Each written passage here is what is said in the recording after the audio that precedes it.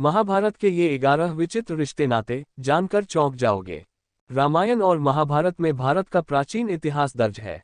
महाभारत में रिश्ते और उनके द्वंद्व, जिसमें छल, ईर्ष्या, विश्वासघात और बदले की भावना का बाहुल्य है, लेकिन इसी में प्रेम पार, अकेलापन और बलिदान भी है।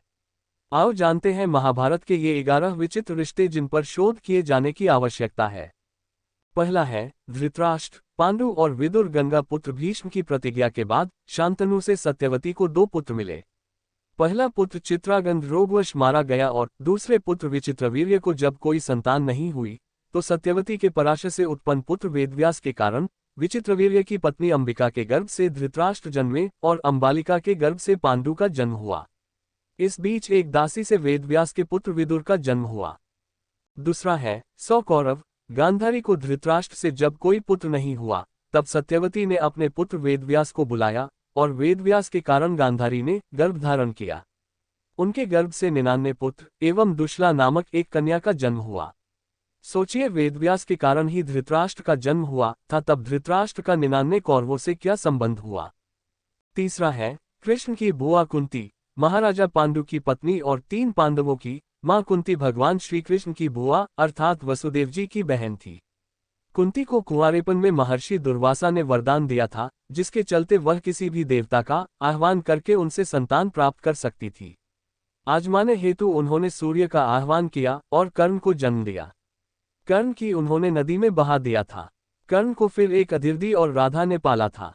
चौथा है 5 पांडव। पांडु की 2 पत्नी थी, कुंती और माद्री। कुंती ने धर्मराज से युधिष्ठिर, इंद्र से अर्जुन, पवनदेव से भीम को जन्म दिया, जबकि माद्री ने भी अश्विन कुमारों के साथ समागम करके नकुल और सहदेव को जन्म दिया। ऐसे में पांडु के पुत्र पांडु के कहां से हो गए। पांडु के पुत्र पांडु के नहीं थे, उसी तरह धृतराष्ट्र के पुत्र भी धृतराष्ट्र के कहां से हो गए। धृतराष्ट्र का एक ही पुत्र था जिसका नाम युयुत्सु था। 5वां है द्रौपदी के 5 पति। द्रौपदी का अपने पतियों से रिश्ता भी अजीब था। महाभारत में द्रौपदी ही एकमात्र ऐसी स्त्री थी जिसने 5 पुरुषों को अपना पति बनाया और सभी से उनको एक एक पुत्र उत्पन्न हुआ। 6वां है श्री कृष्ण के जीजाजी अर्जुन। महाभारत में भगवान श्री कृष्ण के सखा थे अर्जुन, लेकिन अर्जुन ने जब श्री कृष्ण की बहन सुभद्रा से विवाह किया तो वे उनके जीजा भी बन गए थे। बलराम सुभद्रा का विवाह दुर्योधन से करना चाहते थे, तब श्री कृष्ण ने अर्जुन को सुभद्राहरण की सलाह दी। 7वां है श्री कृष्ण का समधी दुर्योधन। श्री कृष्ण की 8 पत्नियां थीं, जिसमें से एक का नाम जामवंती था। श्री कृष्ण और जामवंती के पुत्र का नाम सांब था। इस सांब ने दुर्योधन की पुत्री लक्ष्मणा से विवाह किया था।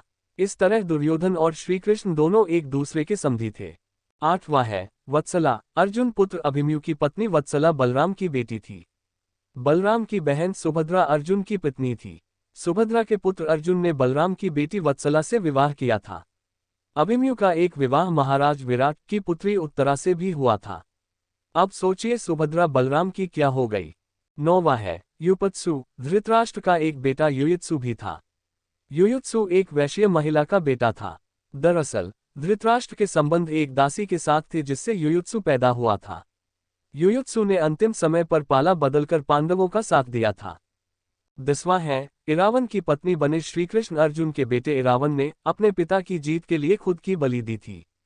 बलि देने से पहले उसकी अंतमी इच्छा थी कि वह मरने से पहले शादी कर ले, मगर इस शादी के लिए कोई भी लड़की तैयार नहीं थी, क्योंकि शादी के तुरंत बाद उसके पति को मरना था।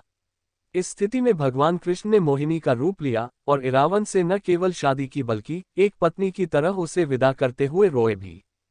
11वां है बुआ की बेटी से विवाह। भगवान श्री कृष्ण की 8 पत्नियां में से एक मित्रविंदा थी। एक दिन कृष्ण वन विहार के दौरान अर्जुन के साथ उज्जयिनी गए और वहां की राजकुमारी मित्रविंदा को स्वयंवर से वर लाए। मित्रवृंदा अवंती के राजा जयसेन की बेटी राजकुमारी थी। उसके भाइयों के नाम विद और अनुविद थे। वो दोनों ही कौरवों के सभासद थे। पौराणिक मान्यता अनुसार मित्रविंदा उनकी बुआ की बेटी थी। मित्रविंदा भगवान श्री कृष्ण को चाहने लगी थी। जब घर वालों को इसका पता चला तो उन्होंने उसका विवाह जबरन दुर्योधन से करना चाहा। दुर्योधन भी उससे विवाह कर अपनी राजनीतिक शक्ति बढ़ाना चाहता था, लेकिन ऐसा हो नहीं सकता। श्री कृष्ण और बलराम को इसके लिए कौरवों और मित्रविंदा के भाइयों से युद्ध करना पड़ा था। वीडियो अच्छा लगे तो चैनल को सब्सक्राइब जरूर करें।